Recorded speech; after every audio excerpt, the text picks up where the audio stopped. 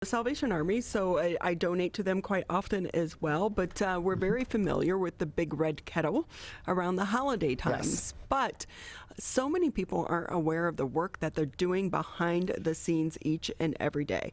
With us now on the show, we are happy to bring in Jacqulynn and Bob Idzior. They are envoys for the Salvation Army. Great to have you with us.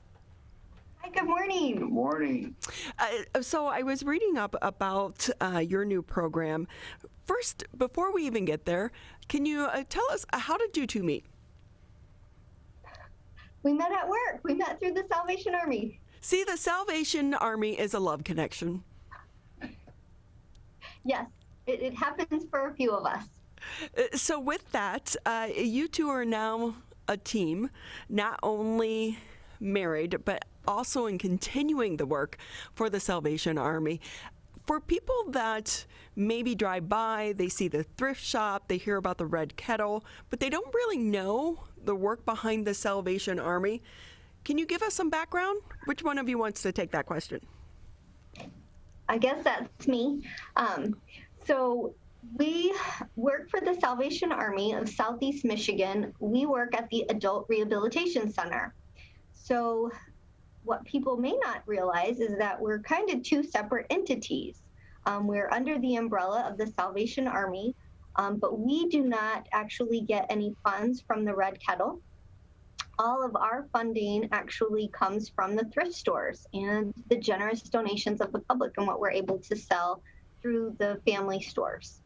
So with that, Bob, can you tell us a little bit more about the Adult Rehabilitation Center and the work that's being done there? Absolutely. But before we go there, can we go back to your earlier comments at the beginning of the segment? You said something that led me to believe that I might not die if I don't drink coffee in the morning. Is that true? That is true. So you have the coffee drip like some of us, right? Bad, real bad. I got it bad. I'm glad I'm not the only person with that. And plus, now I'm trying to take out all sugar and just drink it black. That is the bigger challenge, I think. Good luck. Good luck. Okay, I'm sorry. What was the question? No, so tell us about the work that's being done there at the Rehabilitation Center, because you guys are helping so many people, and that need is greater now than ever.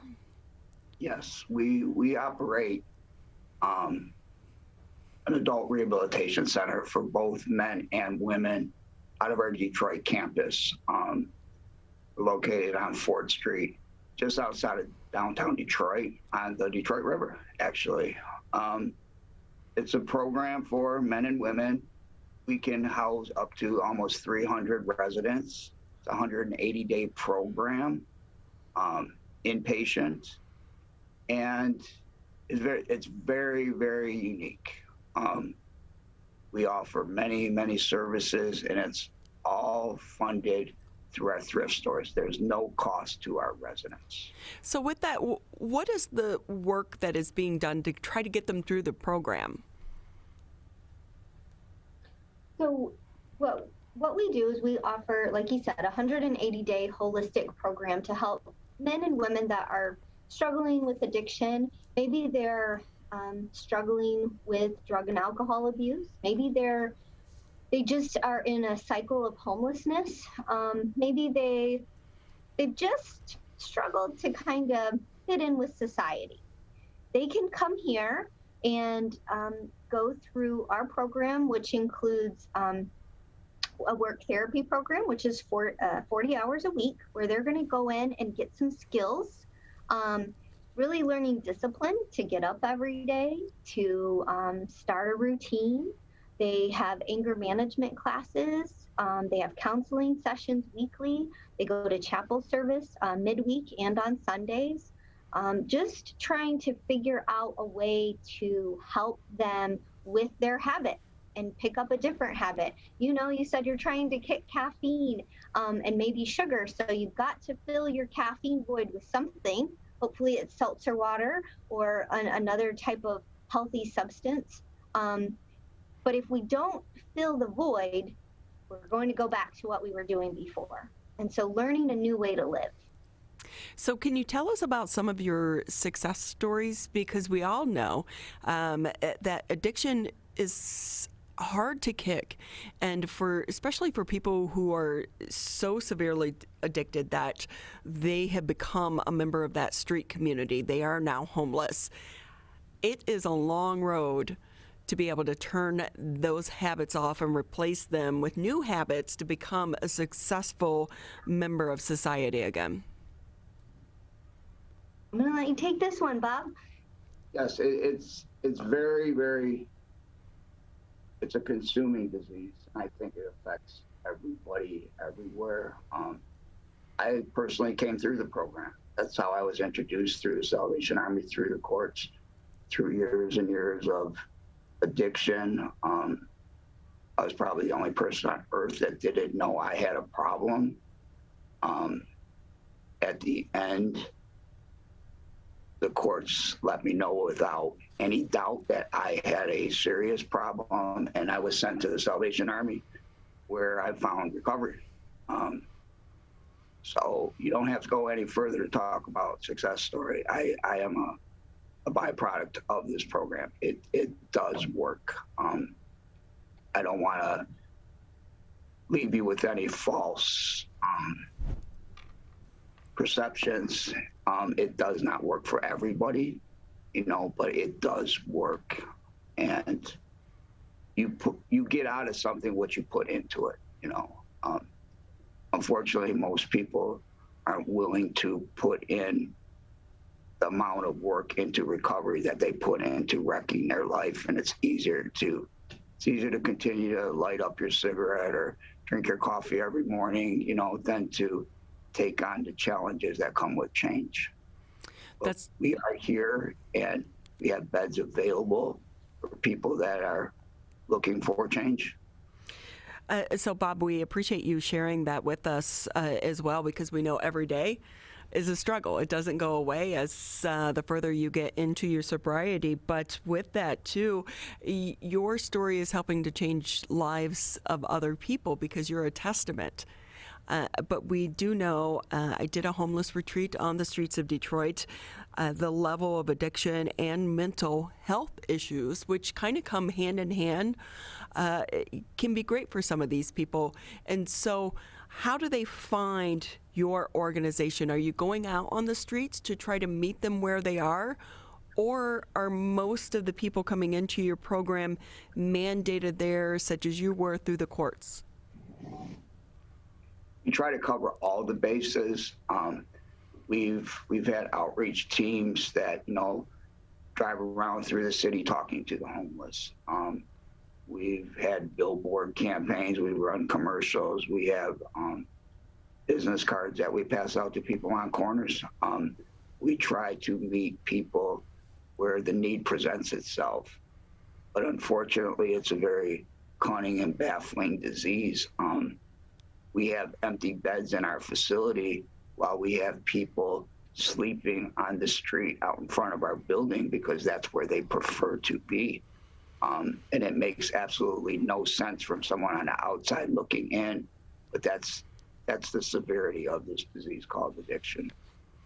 Well, they say that until someone is ready to receive that help, they're not open to that help. And it's so great for them to have both of you there to be able to reach that helping hand, but also the Salvation Army. We are speaking with Jacqulynn and Bob Idzior.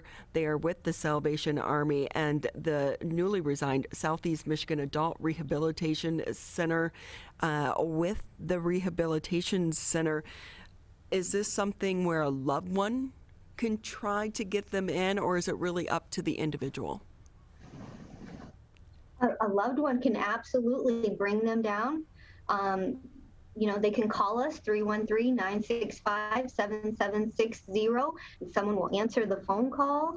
And they can go through a short assessment to see if they are eligible for the program. If they, you mentioned mental health. If they're struggling with mental health, they do need to be on their medication when they come in and have 30 days supply, but maybe they don't know. Maybe they don't recognize that they do have a mental health concern, we can actually facilitate that and get them into other programs here within the city that can get them the help that they need, and then they can come back to us and complete our program.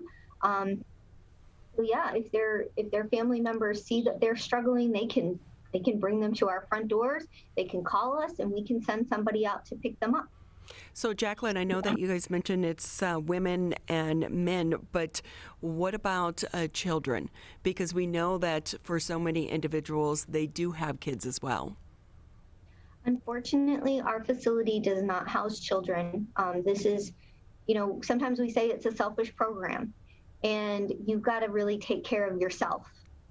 And that might mean that you need to separate from your kids. Sometimes addiction forces that separation, but sometimes we need to voluntarily separate from our children just to get ourselves in a place where we're going to be able to take care of them as we move forward. So, Bob, how have things changed in how you're operating? Because we are in the middle of a pandemic on top of this. We follow all CDC guidelines. We've actually, the City of Detroit Health Department has come into our program and did vaccinations. So our staff and residents have had the opportunity to be vaccinated already. But we follow all CDC guidelines. We restricted all comings and goings. We've got a huge staff, and the majority of our staff is working from home by OSHA mandates. So it's changed everything like no one could have ever imagined. But at the end of the day, our residents have benefited greatly. We've managed to keep the virus from infecting our house and our operations. That's great to know and to hear with that as well. Hey, Jacqulynn, if people want to get involved, how can they do so? We need donations. So we have 31 thrift stores across Southeast Michigan, and that's how we continue to fund this program. We don't get any government funding. We don't get grants. It all comes from the generosity of our donors. So our donation centers are open Tuesday through Saturday, 10 to 5. Truckloads of furniture would be very much so welcome. Household goods. This is the time of year that we tend to struggle. It's just a little bit before the garage sale season starts and the church rummage sale begin. And so we are looking for donations of gently used items. So if you feel like you want to do some spring cleaning, we are ready. And with that, so many people right now are clearing the clutter because they've been spending so much time at home. So the Salvation Army is a great place to donate that clutter. And with that, too, I know every time I donate to the Salvation Army there in Keego Harbor, I always get a tax donation form. Absolutely. A tax donation is available. Our donation centers are following CDC guidelines as well. So if you do come out, there may be a little bit of a line. Just pack your patience with you. And know that we are struggling with staffing issues as well. We are very short-staffed, but we do ask that you remain in your vehicle. A donation attendant with PPE and mask will come out and greet you, and they can take your items directly out of your vehicle and hand you that donation receipt that you can fill out in the comfort of your own vehicle. So I got the best coat, I have to tell you guys. It was a Christian Dior, and it is a real Christian Dior. I did get a Todd's bag as well, but I think that's a knockoff. But a real Christian Dior coat from the one in Keego Harbor, because we are close to Bloomfield Hills. And took it, got it clean, put some new buttons on it. I love that coat. So it's amazing what you will find at some of these thrift stores. So go shop and support the programs, and thank you to the both of you for all the work that you're doing, because addiction can be a hard thing to overcome, and they need support along the way. So it's great to have organizations such as yours helping those in our community. Thank you. Thank you for having us on.